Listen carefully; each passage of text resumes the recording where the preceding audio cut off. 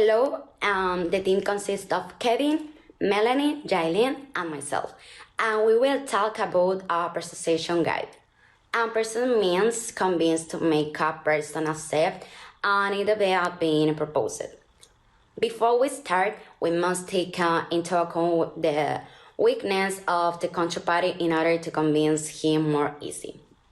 1. Lack of concentration.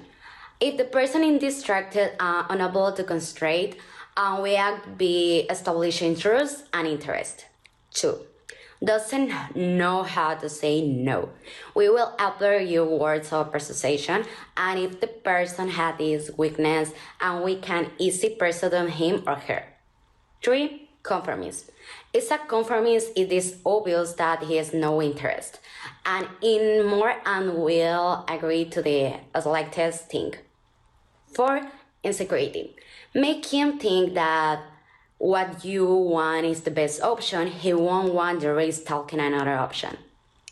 Okay, now that you know which weakness to take into account, we present you the guide. Always look for the right time and the right place. It's better to just show the right time and the right place.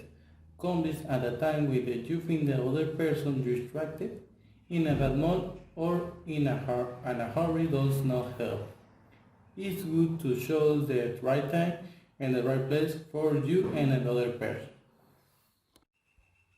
Connect with a person and generate confidence. You don't have to be direct or rude when you start talking about the topic. You want to deal with is a possible that you start too directly, especially if it's a complex subject another person may become nervous. It is best to start talking in a calm and general way, and then to address the issues in a current way be establishing a relationship of trust. Number 3. Be consistent in your communication and respect the other person. If you want the other person to do something, criticizing and making valid judgments will not help to convince him or her. It may be difficult when you think another person is not doing the right thing, but starting boldly will complicate things to convince him or her. Number 4. Argue without totally and certainly. Explain things with conviction without totally what you say if you try to convince someone of something. The first thing is that you're convinced of what you say.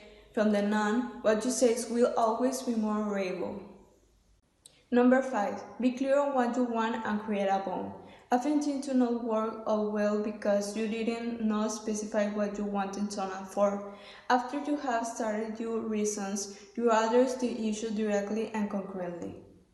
Use the correct words and give importance to the person, speaking in a plural and correct way, in addition to mentioning the name of the person you are communicating with, will be of great help to be able to persuade her. Be cooperative and listen to the proposals. If you have a cooperative attitude, everything becomes easier. We have to collaborate and contribute ideas on both sides so that everyone wins. Because if you are very authoritarian and try to impose, nothing will be achieved if you don't have a hierarchy that helps you. Concentrate on finding the common solution.